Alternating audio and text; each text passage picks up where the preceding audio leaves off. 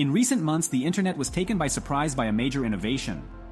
A Chinese company announced that they had managed to create a coin-sized battery that works without needing to be recharged for up to 50 years. The secret? This battery runs on nuclear energy. According to them, you will soon have one inside your cell phone and computer. Even your future electric car could potentially have a nuclear battery, allowing it to go even further without needing a recharge. Let's take a step back. This battery has impressive technology, but it is nothing new. And there are some obstacles that will probably need to be overcome before your phone can last forever. And if you want to understand all this, you've come to the right place. Hey, Pedro here.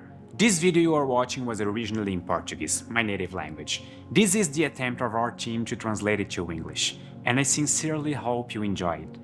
Your feedback is extremely important to us. Now, back to the video. So, to start, why isn't this a battery? Even though the name is nuclear battery or atomic battery, depending on your preference, its operating principle is quite different. A normal battery, which you just know as a battery, is usually a chemical battery.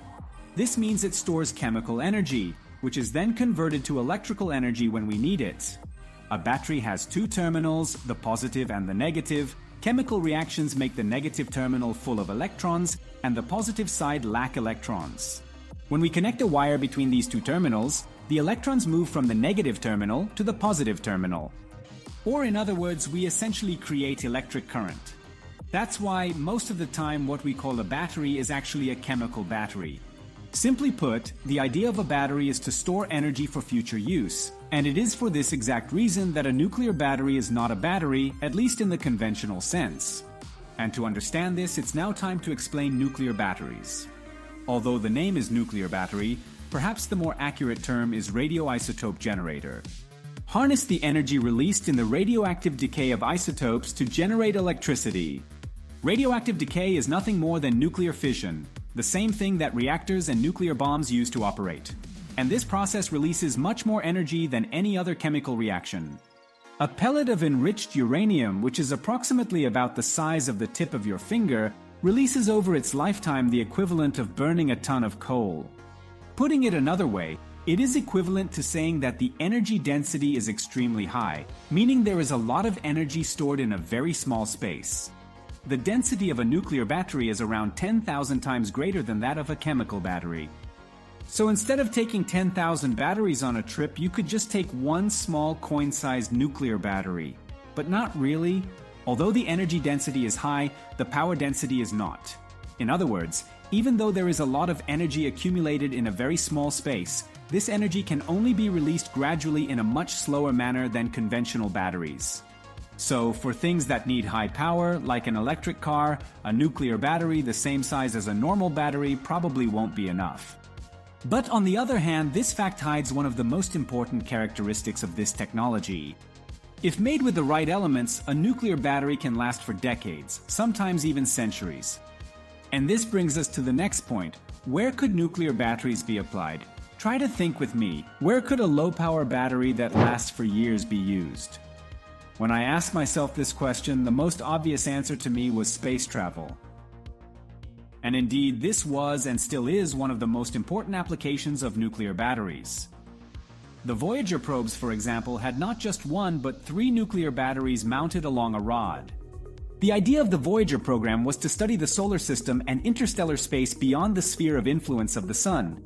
Therefore, the probes would need to continue functioning in space even decades after being launched, so far from the Sun that solar panels would be practically useless.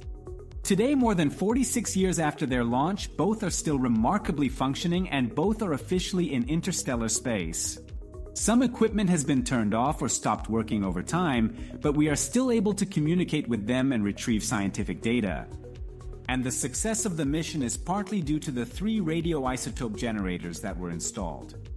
Unlike the nuclear battery that appeared at the beginning of the video, the type that the Voyager probes used are called radioisotope thermoelectric generators. They harness the energy from radioactive decay in the form of heat to generate electricity and operate as long as the radioactive decay is sufficient. Remember when I mentioned that the main function of a battery is to store energy for future use, and that for this reason a nuclear battery is not a battery in the conventional sense? It's time to make that clearer now. A nuclear battery does not store energy for the future. It is for the now, for the present. And you can't easily turn it on and off. It's not like a battery you can forget in a drawer and 5 years later it's still working. What happens is the battery starts at full power when assembled, with all radioactive material intact, and it decreases in power as time passes and the radioactive material decays. The generators of the Voyager probe started with a power of 470 watts, slightly more than the consumption of a gaming PC lit up.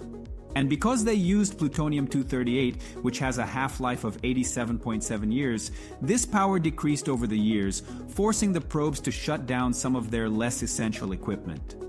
The expectation is in coming years, the last equipment on the 2 Voyager probes will be turned off until contact with them is lost forever. Another application for nuclear batteries is inside people. The medical device industry saw the benefit of this type of power generation, and notable examples were the plutonium pacemakers. Pacemakers save the lives of millions of people every year by helping the heart beat at the correct rhythm. They do this by applying electrical currents to the patient's heart, and therefore they need batteries to function. Even nowadays, pacemaker batteries last about 10 years, depending greatly on the individual case. And then the patient needs to undergo a surgical procedure to replace the device. The great promise of the plutonium pacemaker was the battery life. The same device could last a lifetime, even if the patient was young, and in fact, several were used by patients. In 2007, a news report showed that a patient was using the same nuclear pacemaker 34 years after the surgery, and contrary to belief, the exposure to radiation was minimal. They had shielding against the emitted particles. These nuclear pacemakers were specifically designed to survive gunshots and even cremations. Even so, the idea of having a source of plutonium-238 near the heart made them a controversial and delicate subject. In the end, they stopped being used and were replaced by pacemakers with lithium-ion batteries, which were much cheaper and lasted long enough for most patients. I hope these 2 applications have given an idea of the advantages of nuclear batteries for some cases. And if you're still watching up to this point, you're probably wondering, but wait, isn't this technology new? The answer is no. The first experiments involving electricity generation from radioactive decay date back to 1913, more than 100 years ago. So, why did the news about the Chinese battery attract so much attention? The Chinese nuclear battery uses the second type of power generation for nuclear batteries, which does not involve temperature. Their battery uses a system called beta voltaic, where radioactive decay generates beta particles, which are essentially electrons. These electrons, in turn, generate electric current using semiconductors. This type of nuclear battery is easier to miniaturize than thermal generators, like those in the Voyager probes, allowing them to be applied in smaller places, like inside a cell phone. But you need to pay attention when reading incredible news, because if you read some news to the end, you will see that their battery, which is the size of a coin, generates 100 microwatts. In other words, you would actually need 8,680 of these nuclear batteries in your phone just to connect to Wi-Fi. According to the company, they plan to produce 1-watt batteries by 2025, a jump of 1 million times the power compared to what it is today. But no, even if they manage to do it, that doesn't mean your phone will have a nuclear battery. And the reason, at least in my opinion, has to do with safety. A well-made and designed nuclear battery with proper radiation protection does not pose risks to the user. And a clear proof of this were the pacemakers, which, even using plutonium-238, did not contaminate their patients. In fact, nuclear energy in general is not dangerous, as long as it is done following regulations and safety standards. The problem is that batteries are usually placed in devices that do not last forever, as is the case with most electronic devices nowadays.